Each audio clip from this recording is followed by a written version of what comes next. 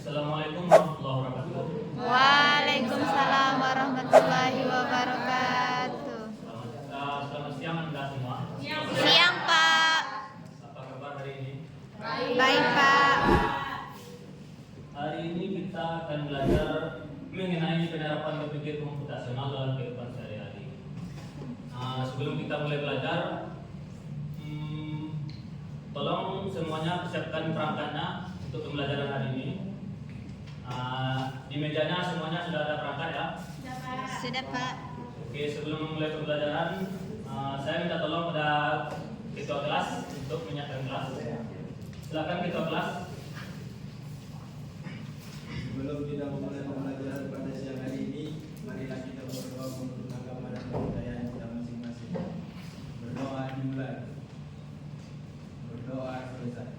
Baik. Untuk hari ini apakah ada yang tidak hadir? Ada.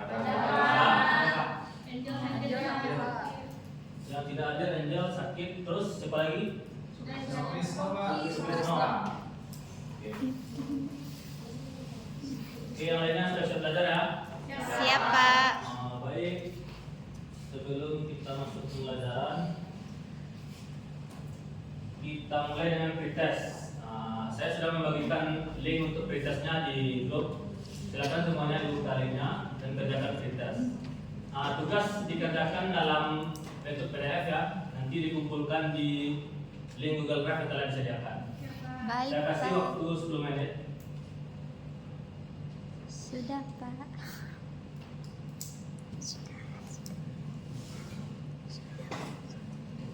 Sudah, Pak. Oke, sudah siap semua? Sudah, ready? Pak. Baik, kita lanjut ya. Yang pertama, tujuan pembelajaran. Untuk kegiatan kita hari ini, tujuan pembelajaran harus kita capai. Yang harus Anda capai yang pertama adalah peserta didik mampu menjelaskan konsep dasar dan prinsip-prinsip dalam berpikir komputasional sesuai dengan tingkat pemahaman peserta didik. Kemudian yang kedua ada peserta didik mampu menganalisis masalah-masalah dalam kehidupan sehari-hari yang dapat dihubungkan dengan berpikir komputasional dengan contoh-contoh yang diberikan. Kemudian peserta didik mampu menerapkan berpikir komputasional ke dalam masalah yang ada di kehidupan sehari-hari dengan contoh-contoh yang diberikan. Serta yang terakhir, peserta didik harus mampu merumuskan prinsip berpikir komputasional ke dalam masalah yang ada di kehidupan sehari-hari dengan contoh-contoh yang diberikan. Oke, selanjutnya kita masuk ke materi pembelajaran.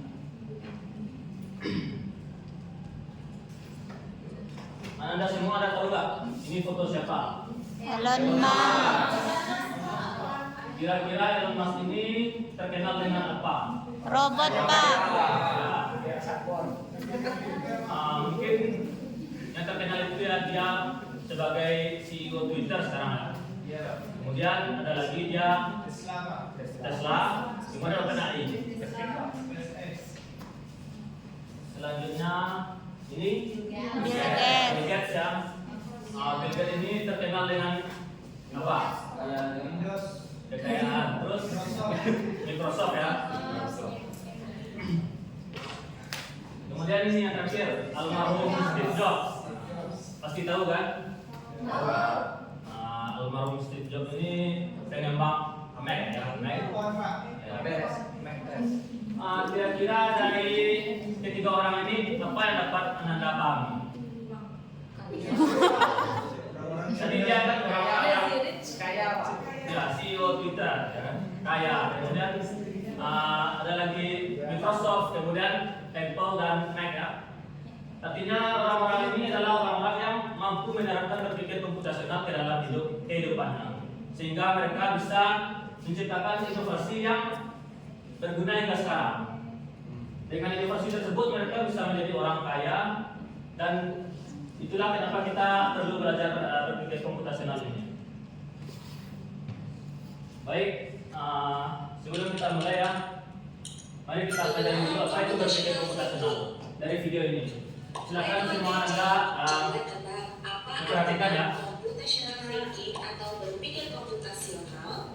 Adakah yang bermata jeli dan melihat kata komputasional di sini? Jadi mungkin ada hubungannya dengan komputer ya. Iya, Berpikir komputasional adalah proses berpikir untuk menyelesaikan masalah dengan efektif dan efisien. Dalam ilmu komputer, proses berpikir ini dilakukan sebelum mulai menulis coding atau pemrograman.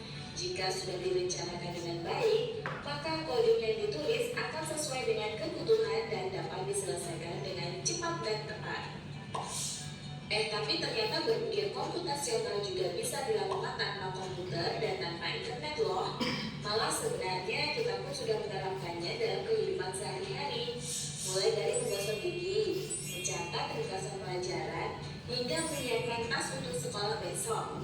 Wah, kalau kita sudah bisa menerapkannya setiap hari, berarti kita semua sudah mahir dong. Belum tentu. Contoh-contoh tadi kan menerapkan berpikir komputasional pada masalah yang sederhana. Masih banyak nih masalah yang lebih kompleks, seperti misalnya mengatur keuangan bulanan, apa yang harus dilakukan kalau kamu tersesat di tempat baru, hingga memilih jurusan dan karir. Lalu yang lebih penting lagi, ketika kamu dewasa nanti, kamu akan menghadapi era industri 4 dan bahkan 5.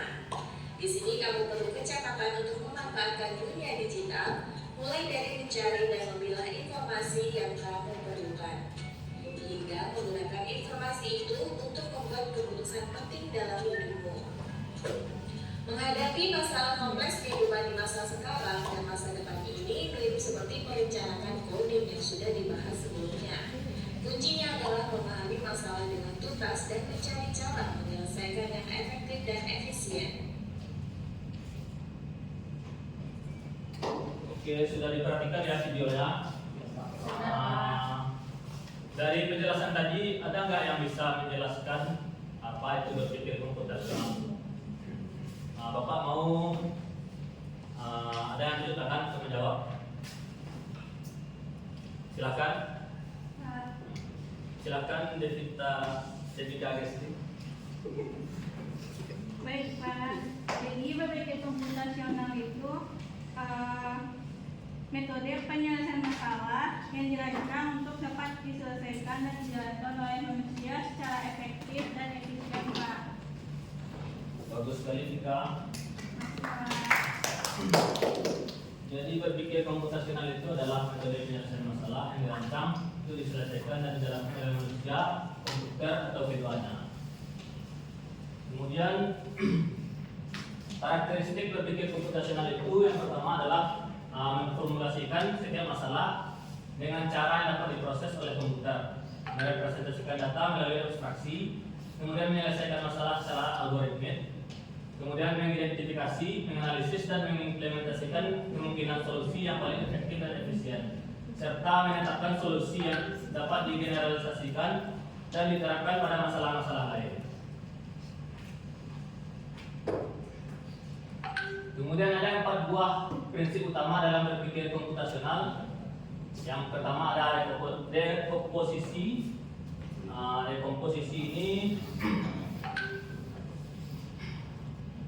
Dekomposisi merupakan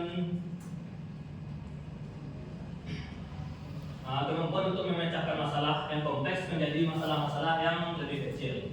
Kemudian ada pengenalan pola, yaitu kemampuan untuk mengidentifikasi dan memahami pola-pola yang terdapat dalam suatu informasi atau data. Kemudian ada lagi abstraksi, yaitu kemampuan untuk memfokuskan pada informasi yang penting saja dan mengabaikan detail-detail yang tidak relevan. Selanjutnya adalah algoritma, yaitu langkah-langkah yang terstruktur dan sistematis untuk menyelesaikan suatu masalah untuk mencapai tujuan tertentu.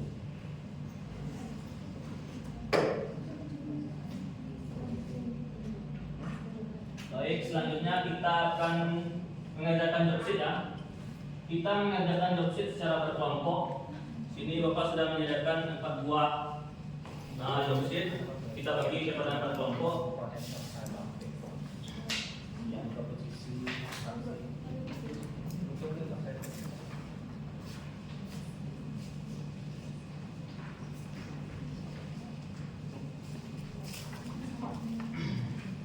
Coba perhatikan job sheet-nya. Di sana Bapak sudah menuliskan petunjuk pengerjaan job sheet. Silakan dibaca, kemudian lanjut ke langkah kerja. Serta di sana sudah ada soal ya. Pada soal merupakan sebuah studi kasus di mana dicontohkan sebuah percobaan yaitu menggunakan motor DC dengan baterai 9 volt dapat dijalankan motor DC. Kemudian kondisinya yaitu disediakan komputer yang telah terinstall aplikasi Arduino, sebuah microcontroller Arduino Uno, kemudian kabel-kabel jumper, transistor, resistor, sebuah push button, serta baterai 9 volt dan juga boardnya. Anda silakan berdiskusi secara berkelompok untuk menentukan langkah-langkah sesuai prinsip berpikir komputasional untuk menyelesaikan masalah yang ada. Silakan dikerjakan. Baik, Pak. Bapak beri waktu 30 menit. Apakah semuanya sudah bisa menyelesaikan dalam 30 menit? 15. Oke.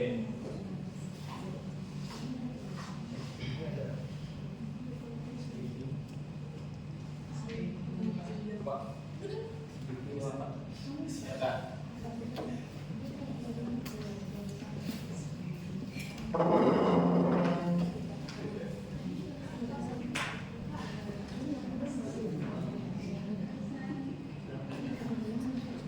Oke, apakah sudah siap? Ya. Oke. Apakah tugasnya sudah siap?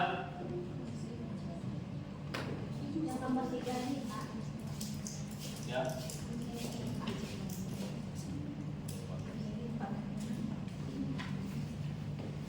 Ada yang sudah siap? Kelompoknya? Belum.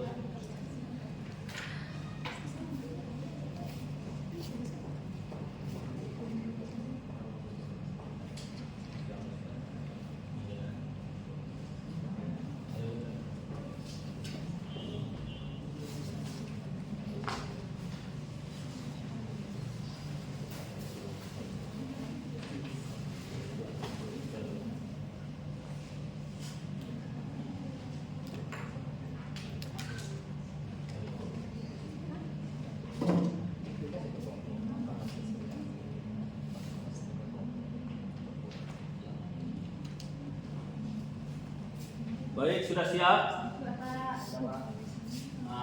Bapak ingin satu kelompok maju ke depan menjelaskan langkah-langkah yang telah dibuat pada job sheet.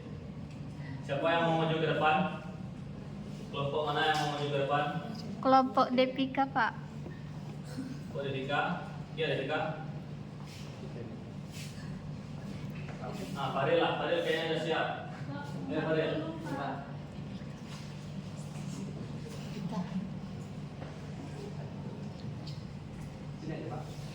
Boleh. Boleh.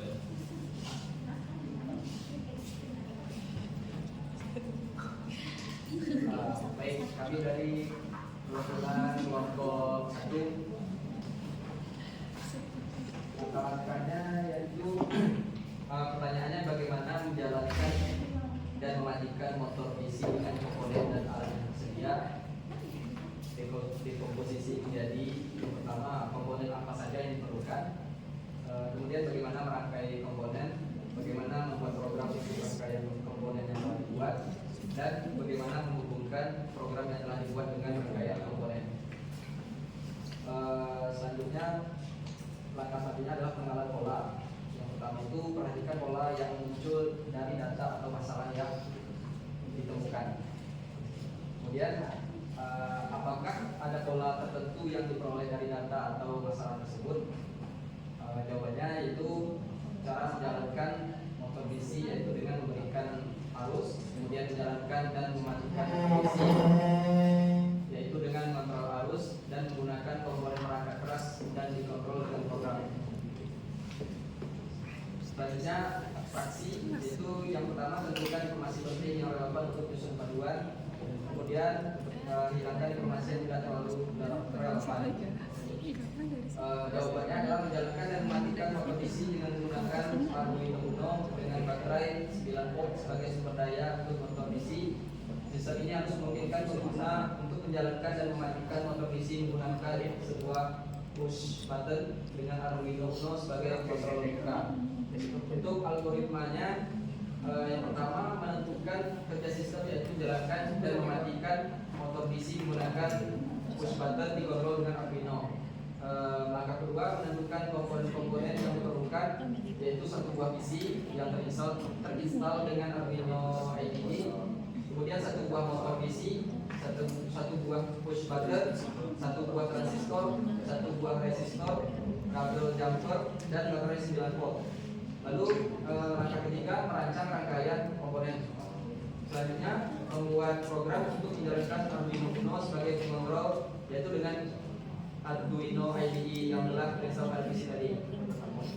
Kemudian langkah selanjutnya, menghubungkan Arduino Uno ke PC, lalu mengupload program yang telah diupload ke Arduino Uno, menghidupkan Arduino Uno yang telah diprogram, dan mencobakan menjalankan dan mematikan motor DC dengan push button pada rangkaian komponen yang telah dibuat. Itu Pak, hasil dari diskusi kami. Terima kasih Pak. Terima kasih kelompok 1.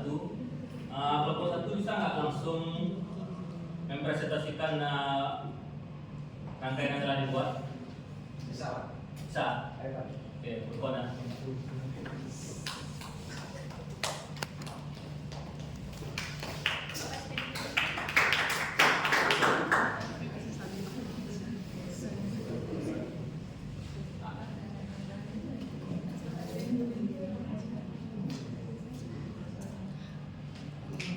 Oke, karena di kesempatan kali ini kita tidak punya komponennya yang asli ya, kita menggunakan simulasi. Oke, silakan Bapak dijalankan simulasinya. Baik Pak, ini hasil proyek saya tentang menjalankan step up motor menggunakan perangkat Arduino. Jadi kalau dipencet tombol ini maka penguatannya akan berjalan. Jadi berhasil ya, praktek dari kelompok 1.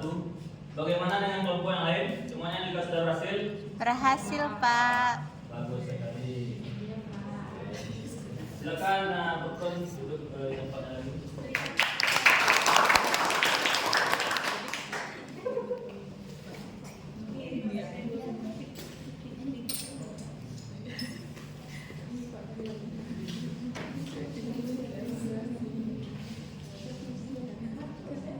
Kita selesai mengerjakan KPD.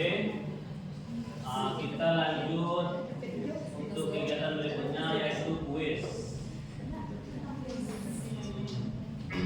Baik semuanya, tolong siapkan laptopnya. Bisa memulai kuis. Ini sudah Bapak sediakan kuisnya.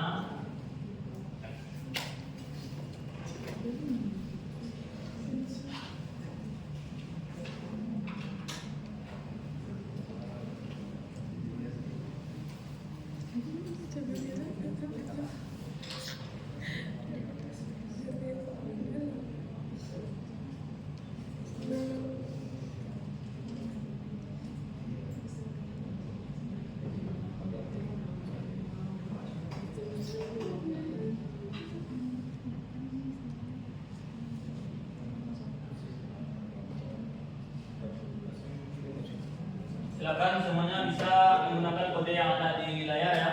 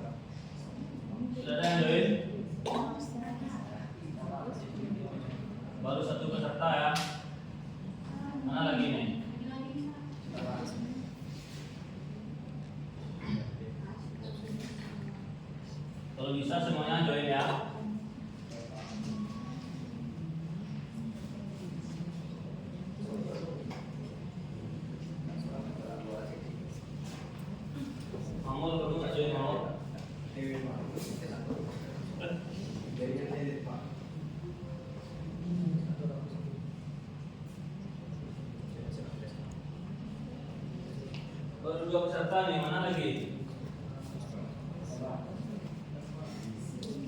Nanti kalian nggak dapat nilai post-test ya, kalau nggak mengikuti kuis.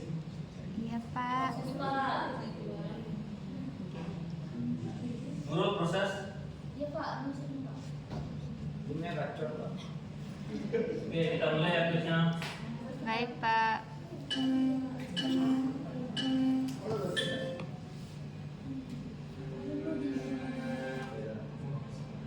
Susah kafe kan? Susah kafe.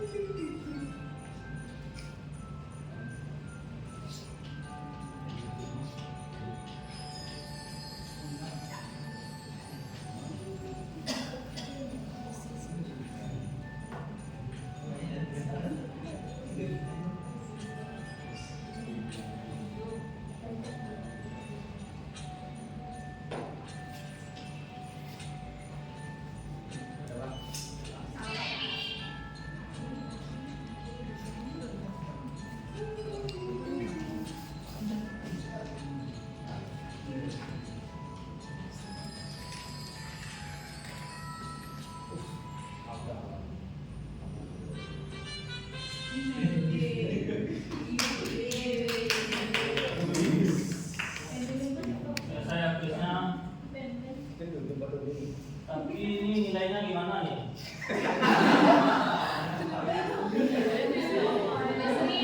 Soalnya apa? Prakteknya bisa, tapi pengetahuannya nggak ada nih. Kalian remedi ya? Oke. Dengan selesai kuis ini, di pertemuan berikutnya kita lanjut untuk remedi. Sekian ya pembelajaran hari ini. Sebelum menutup pembelajaran, silakan ketua dipimpin doa untuk menutup pembelajaran. Sebelum kita mengakhiri pembelajaran